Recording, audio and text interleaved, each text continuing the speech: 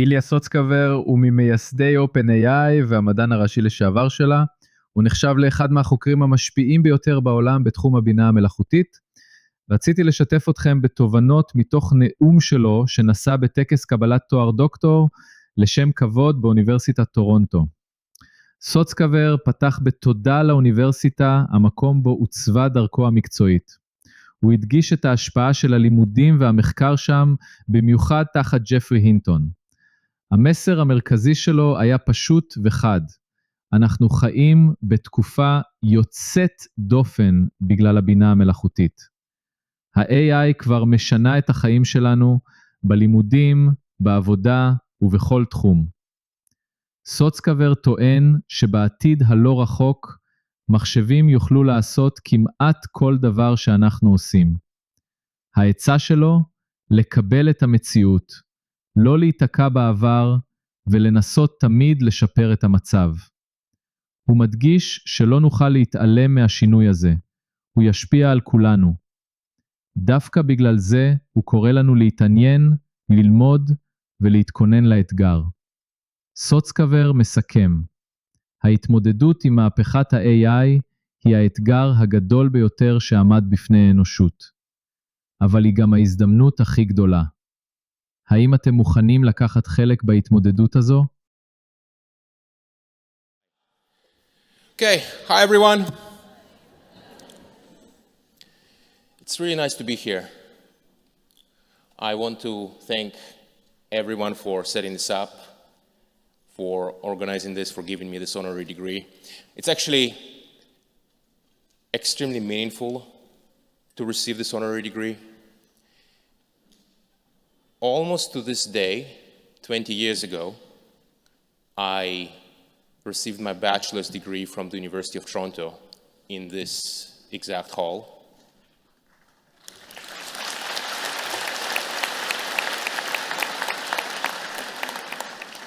And actually at this point now I have, this would be my fourth degree from the University of Toronto.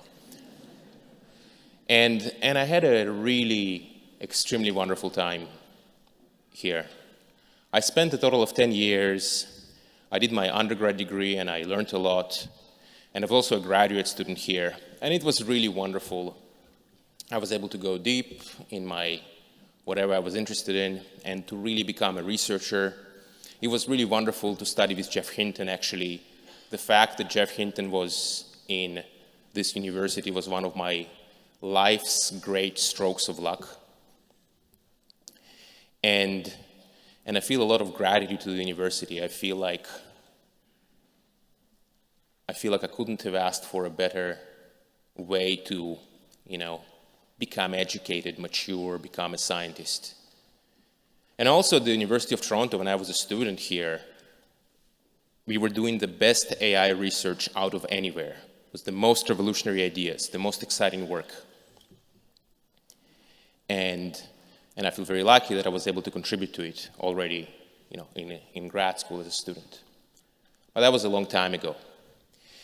And the way I understand it, in a convocation speech, one is supposed to provide sagacious advice, and I'll do a little bit of that, but only a bit, because this speech will be a little bit different.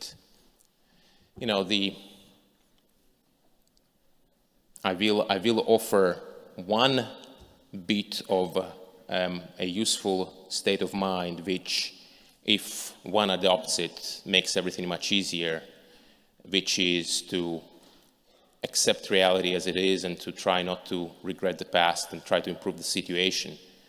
And the reason I say it is because it's so hard to adopt it. It's so easy to think, like some bad past decision or bad stroke of luck, something happened, something's unfair, and you can just it's so easy to spend so much time thinking like this. While it's just so much better and more productive to say, okay, things are the way they are, what's the next best step? And I find that whenever I do this myself, everything works out so much better. But it's hard, it's a constant struggle with one's emotion.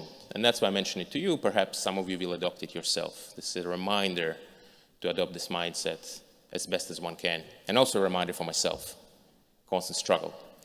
But this aside, The reason it's not going to be the most conventional convocation speech is because there is something a little different going on. Right now, we all live in the most unusual time ever. And this is something that people might say often, but I think it's actually true this time. And the reason it's true this time is because of AI, right? Obviously. I mean, from what I hear, the AI of today has already changed what it means to be a student by a pretty considerable degree. That's what I sense, and I think it's true. But of course, the impact of AI goes beyond that. What happens to the kind of work we do? Well, it's starting to change a little bit in some unknown and unpredictable ways. And some work may feel it sooner, some work might feel it later. With today's AI, you can go on Twitter and you can look at what AI can do and what people say. And you might feel a little bit of that. You wonder, hey, which skills are useful, which ones will be less useful. So you got these questions going on. And so you can say that the current level of challenge is how will it affect work and our careers. But the real challenge with AI is that it's really unprecedented and really extreme, and it's going to be very different in the future compared to the way it is today. Like, we've all seen AI, we've all spoken to a computer, and a computer has spoken back to us, which is a new thing. Computers would not do this in the past, but now they do. So you speak to a computer, and it understands you, and it speaks back to you, and it also does it in voice, and it writes some code. It's pretty crazy. But there are so many things it cannot do as well, and it's so deficient. So you can say it still needs to catch up on a lot of things. But it's evocative. It's good enough that you can ask yourself, you could imagine, okay, fine. In some number of years, some people say it's in 3, some people say it's in 5, 10, numbers are being thrown around. It's a bit hard to predict the future. But slowly but surely, or maybe not so slowly, AI will keep getting better. And the day will come when AI will do all the things that we can do. Not just some of them, but all of them. Anything which I can learn, anything which any one of you can learn, the AI could do as well. How do we know this, by the way? How can I be so sure? How can I be so sure of that?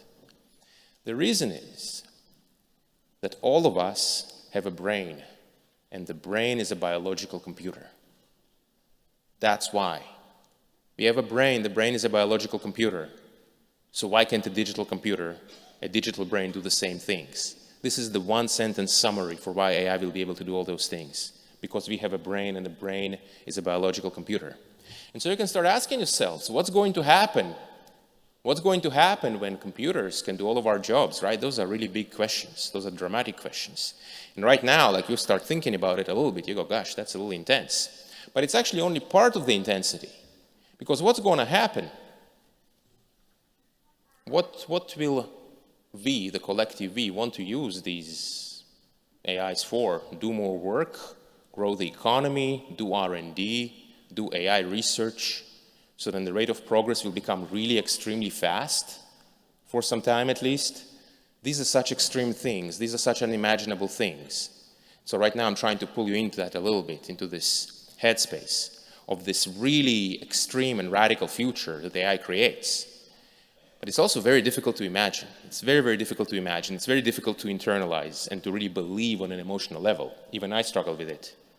And yet the logic seems to dictate that this very likely should happen. So what does one do in such a world? There is a quote which is like this, which goes like this. It says, you may not take interest in politics, but politics will take interest in you. So the same applies to AI many times over. And in particular, I think that by simply using AI and looking at what the best AI of today can do, you get an intuition. And as AI continues to improve in 1 year, in 2 years, in 3 years, the intuition will become stronger. And a lot of the things that we are talking about now, they will become much more real. They'll become less imaginary. In the end of the day, no amount of essays and explanations can compete with what we see with our own senses, with our own two eyes. And especially with the AI, the very smart, super intelligent AI of the future, there will be very profound issues about making sure that they say what they say and not pretend to be something else. And I'm really condensing a lot into a small amount of information here, in time here.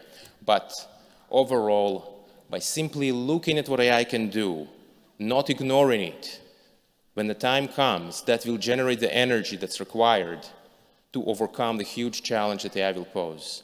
And the challenge that AI poses, in some sense, is the greatest challenge of humanity ever. And overcoming it will also bring the greatest reward.